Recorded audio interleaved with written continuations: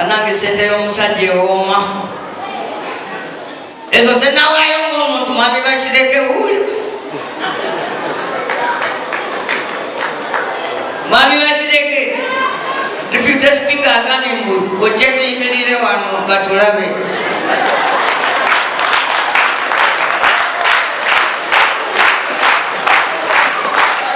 olunaku lw'ekiro nawezesa emyaka 19 nga ndi mukyala w'omwami ono twabadde ku jubireewo era twasanyuse nnyo ono ye mwami bakireke gwe musobya ne mugamba mbubeera mugumiikiriza nga bba wanambozi ate nga mazima amatuufu nze mukubiikiriza era nawaka bamanyi nze muwombeefu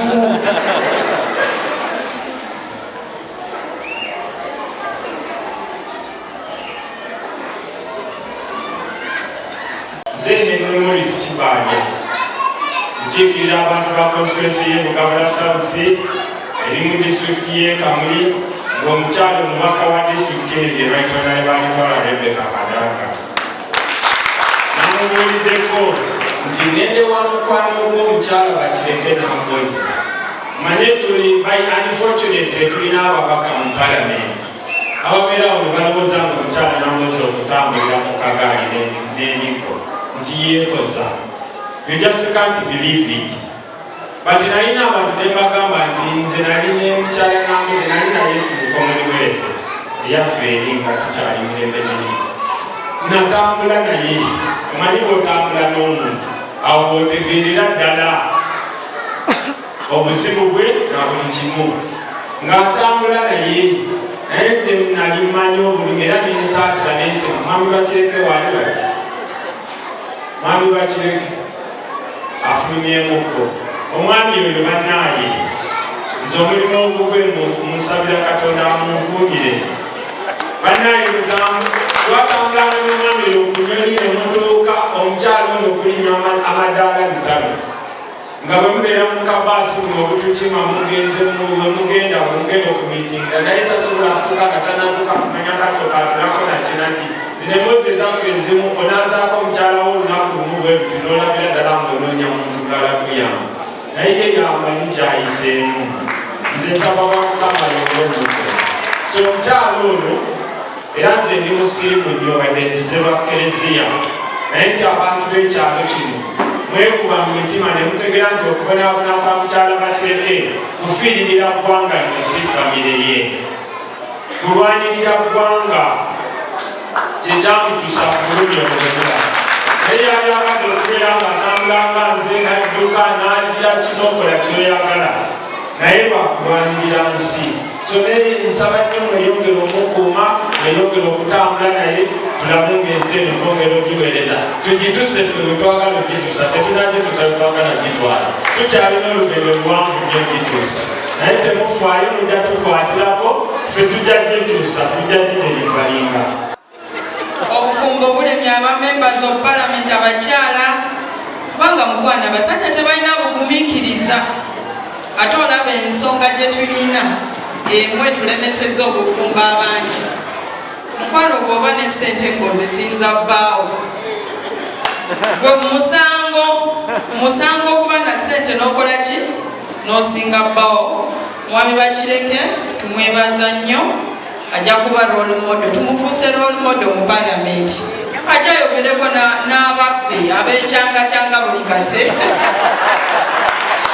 mwebale nnyo naye emirundi mingi independent ono amagezi ge gamala gakwataganye n'agange oba bitya tekivere maaki ono buli kintu kyonna twalondera wamu kutogikwatako twalondera wamu ebyomusolo gw'essimu twalondera wamu bwe tuba tuyombera kati sente z'abasawo tuyombera wamu ez'abasomesa tugenda ziyombera nga tuli wamu ne Silas ono era naye tali ku kisanja kisooka oli kukyakugana.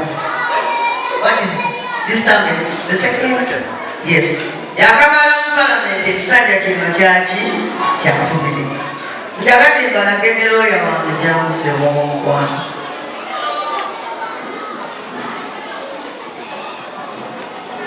Ono ye Honorable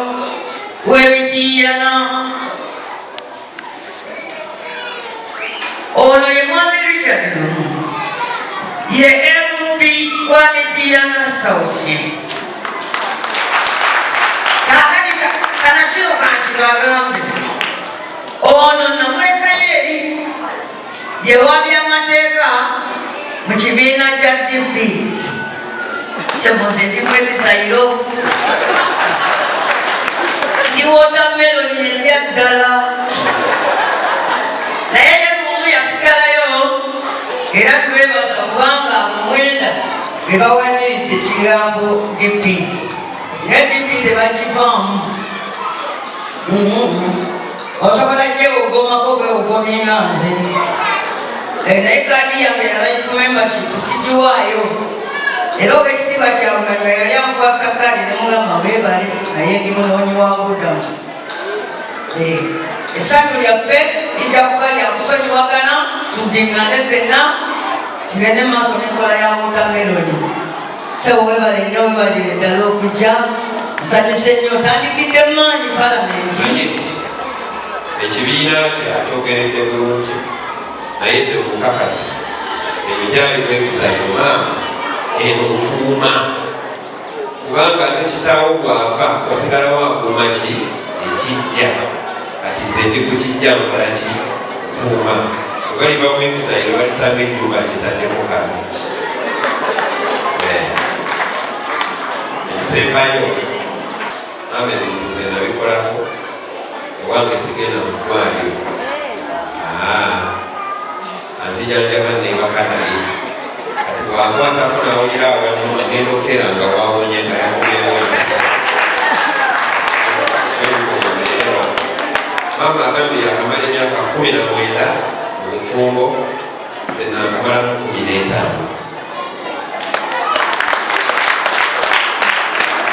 naye kambabulirayo kimumalirize